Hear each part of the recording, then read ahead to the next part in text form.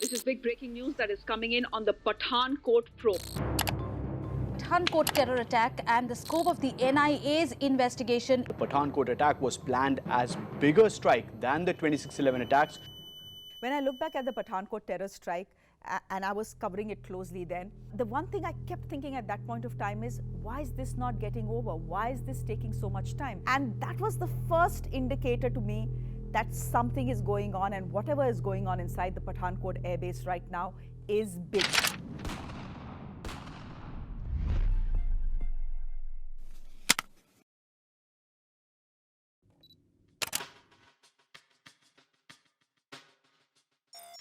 I'm Shreya Dhoundial. I've been a journalist for 20 years now. I've covered the defense beat for the last 8 years. The Pathankot terror strike was unprecedented.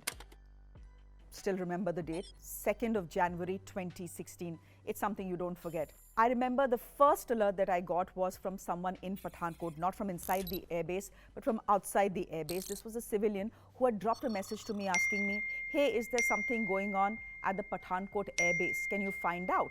And when I started making my calls to the Defense Ministry, to the Air Headquarters, everyone was mum. Everyone was silent for obvious reasons. And that was the first indicator to me that something is going on, and whatever is going on inside the Pathankot airbase right now is big. Pathankot terror attack. There has been an attack on the Air Force base there. This base is just about 150 kilometers away from the Indo-Pak border. This is a forward base of the Air Force, and you've got MiG-21 aircrafts here. You just couldn't figure out immediately how big it was because information was trickling in bit by bit. The first question you ask is, how's that even possible? And I know how that is possible because, I've grown up around air bases and army camps, and they are not as invincible as we like to believe. So it could happen, but at that point of time, the first question was, how did it happen? How many terrorists are inside? Have there been casualties? Have there been fatalities? Who will confirm this for us? But this was a matter of national security. So you go strictly by what the Indian Air Force was putting out, and that's exactly what we were doing. हम इस वक्त पहुंचे हैं पठानकोट के air force station का बाहर का जो रोड है वहां पर, हालांकि जहां पर आप देख सकते हैं पंजाब पुलिस के जवान जहां पर डिप्लॉय हैं, पूरा जो इलाका है उस तरफ मैं कैमरामैन से कहूंगा, हेलीकॉप्टर ऊपर आप देख सकते हैं, वो रैकी अभी भी वहां पर चल रही है. The question on everyone's mind, of course, was how did these terrorists get there? How was it possible for them to infiltrate into a heavily guarded Indian Air Force airbase? Now, this is the backstory. 4 terrorists had infiltrated via the IB, that's the international border. They come in, what they do is they hijack a car and they kill the driver in the process.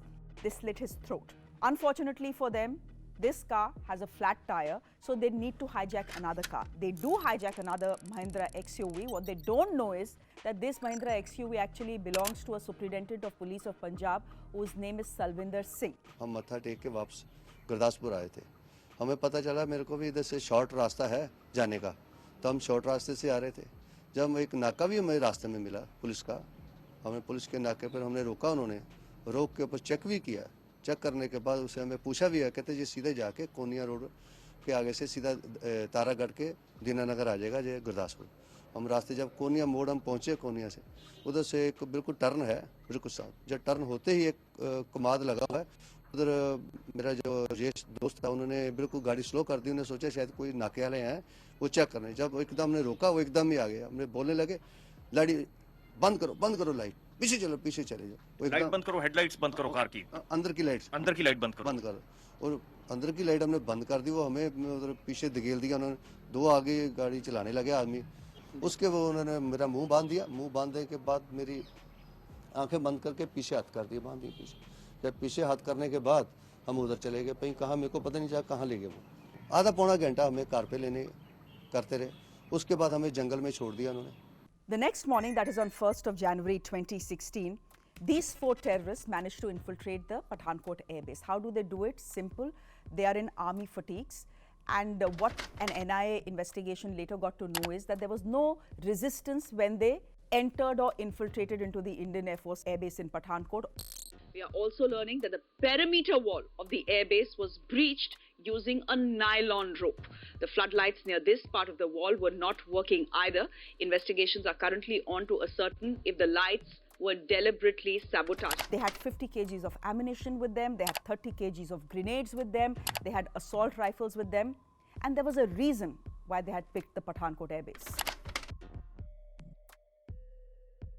Pathankot is the first line of air defense against Pakistan. Remember, as we've been stressing, it has a MiG-21 airbase.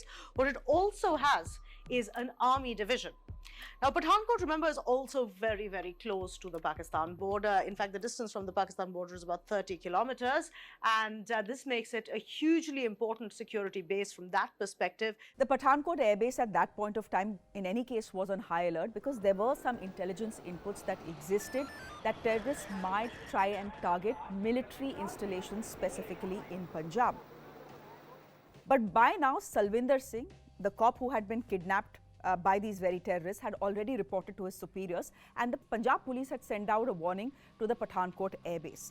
This is when massive combing operations started at the Pathankot airbase, and it was not an easy task. You know, this Pathankot airbase is spread across some 2,000 acres. This was a specialized task, and it was given to the Garud commandos of the Indian Air Force.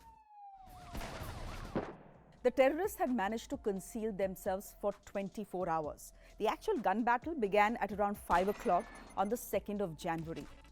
This is when these terrorists, 4 to 6 of them, start firing indiscriminately. As is usually the case, they split up into two groups and one rushes towards the DSC living quarters. Now, the DSC is the Defence Security Corps. It is responsible for guarding air bases and army camps, and it comprises of retired soldiers.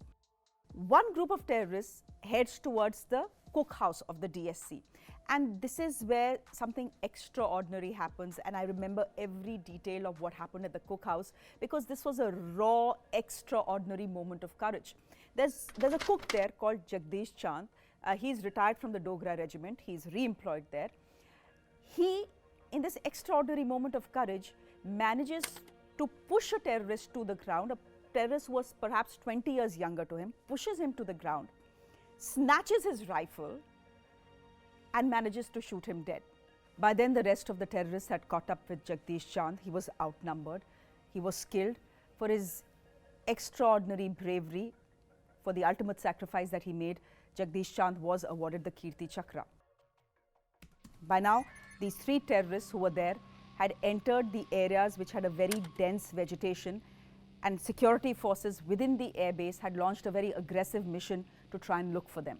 You can see that the helicopter is flying over there, and that helicopter periodically swoops down, and as it comes over this corner of the Air Force station, that's when it kind of opens fire, and one hears sporadic gunfire after that following, whether it's the ground troops who are opening fire, that we cannot confirm at this point in time. But yes, the helicopter is in constant circulation. You can see that it's again coming in for another round. This is an attack helicopter.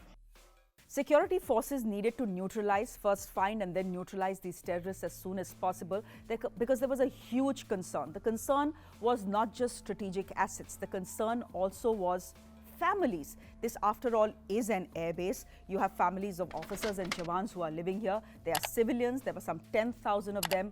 What if one of the terrorists had entered the living quarters of either the officers or the jawans? What if a hostage crisis played out? Even if one person had been taken hostage that day, then the mission would have been compromised. And so the operation went on. मुठभेड़ अभी भी वहां पर चल रही है और माना जा रहा है कि जो बाकी आतंकी हैं, जैसा कि बताया जा रहा है कि 5 और 6 के बीच में आतंकी हो सकते हैं, तो 2 को मारा गया है, बाकी आतंकी अभी भी भीतर ही हैं और मुठभेड़ अभी चल रही है। सेना के जो जहाज हैं इस पूरे इलाके में वो रैकी कर रहे हैं क्योंकि काफ़ी क्राउडी और सिविलियन इलाका जो है एयरफोर्स स्टेशन के आसपास का है और ये आशंका जताई जा रही थी कहीं आतंकी उस एरिया से स्लिप होकर सिविलियन इलाकों में एंटर ना हो जाए। By the evening of January 2nd, 3 terrorists had been killed, but the Indian Armed Forces never come out and declare that a terrorist has been killed until his body has been recovered, just to be sure. Now, this recovering of a body of a terrorist is a very risky proposition because it could easily be rigged to a bomb, and that is unfortunately what happened to Lieutenant Colonel Niranjan Kumar, who was part of the NSG. The day after the terror strike at Pathankot, a live grenade exploded at the airbase this morning during fresh search operations. 4 security personnel have been injured. One of them is critical. Lieutenant Colonel Niranjan was killed yesterday during combing operations.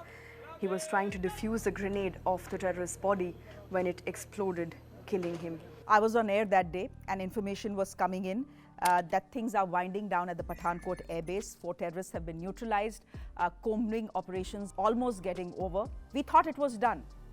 This is big breaking news coming out of Pathankot.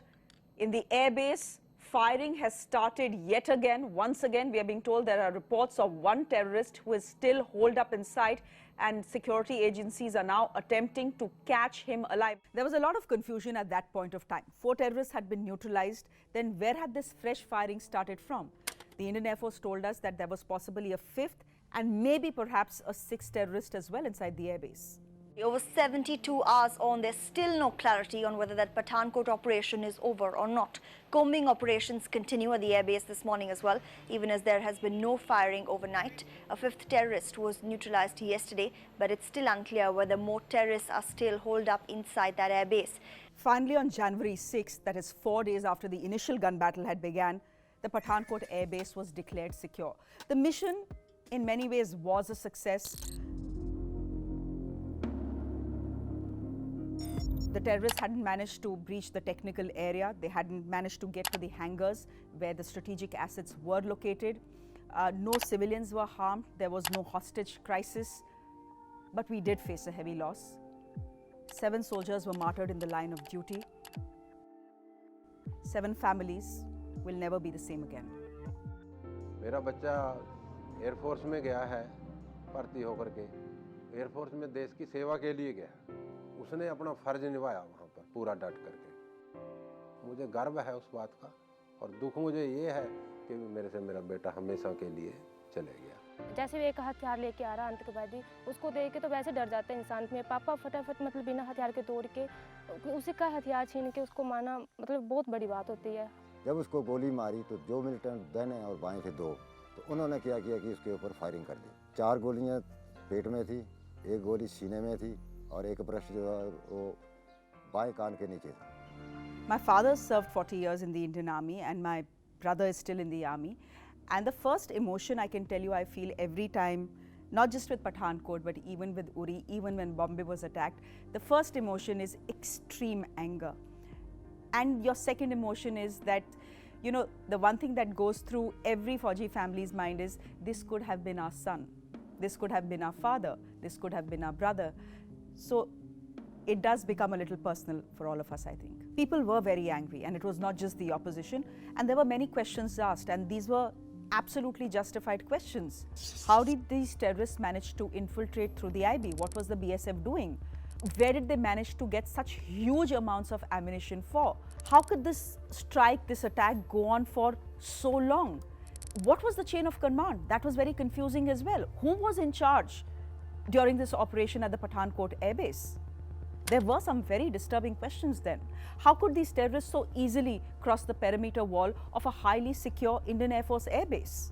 From day one, everyone in India knew who was behind the attack. It was Pakistan. The fact is that these terrorists had crossed over from Pakistan. From inside the airbase, one of the terrorists had even made a phone call to his mother in Pakistan, in Sialkot. There was a Kashmiri-based terror organization that had claimed responsibility for it, but the NI charge sheet was very clear.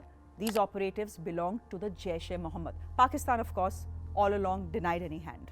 Hindustan की तरफ से कुछ Leeds मिली जिस पे हम तहकीकात कर रहे हैं। हमने फिर अपनी एक स्पेशल इन्वेस्टिगेशन टीम बनाई और उस टीम के बारे में हमने कहा कि ये टीम अब हिंदुस्तान जाएगी, वहाँ से मजीद जो एविडेंस है उसके बारे में वो वहाँ पे हासिल करेगी। There was massive political outrage to this visit by a Pakistani team to the Pathankot airbase. The opposition rightly was asking why on earth is the government of India giving an enemy nation's representatives access to a strategic airbase. Of course, by the end of it, Pakistan did accept that it was its nationals that were behind this attack. The Pathankot attack did cause a major shift in India's relationship with Pakistan. Prime Minister Modi at that point of time was trying an outreach. On December 25th, just 5 days before these 4 terrorists had entered into Indian territory, he had dropped by in Lahore for a surprise visit on Prime Minister Nawaz Sharif's birthday. At that point of time, everyone had thought maybe this is the beginning of a new chapter between the two countries. Maybe there'll finally be peace at the borders. Maybe there will be dialogue. But that was not to be. The Pathankot attacks were an audacious one. They exposed the loopholes in our security system. They spoke to us about the lack of coordination between various arms of the security establishment. Did we learn any lessons from it? Well, 9 months down the line, we had the Uri attacks, which led to a sequence of events which almost brought two nuclear-armed nations on the brink of war. The biggest attack on the army in Jammu and Kashmir in 15 years. 17 Jawans have died, 20 injured in a Pathankot-style attack on an army camp in Uri. Pathankot, they made a comeback, and now again they've struck in Uri in a spectacular fashion. In the wake of that attack, the question that is being asked is whether warnings were ignored.